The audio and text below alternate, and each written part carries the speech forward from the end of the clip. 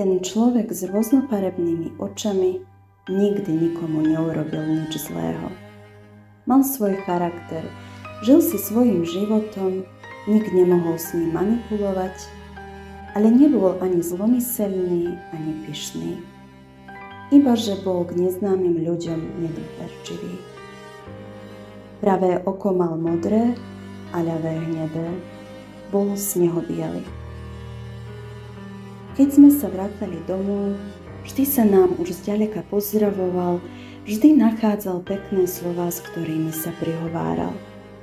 Keď sme niečo robili na dvore alebo v záhrade, vedel, že nás tam nájde, volal na nás, lebo nám chcel pomáhať.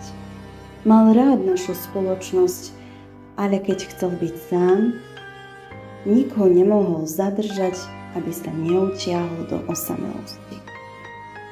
Nemal nikoho okrem nás. Mal nás rád, vážil si nás. Bol nám vďačný za lásku, ktorú sme mu preukazovali. Prišiel k nám 5 dní pred smrťou. Pohľad mal smutný, ako by cítil, že čoskoro umrie. Chcel sa rozlúčiť s nami.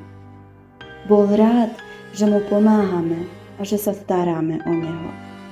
Nechcel byť sám, hľadal našu spoločnosť, aj keď v ťažkých chvíľach si prial, aby sme ho nechali na pokoji. Pomáhali sme mu, urobili sme všetko, čo bolo v našich silách, ale naša pomoc bola márna. Umrel 18. septembra 2023. Na jeho hrobe rastú Štenbergie, žlté jesenné krokusy.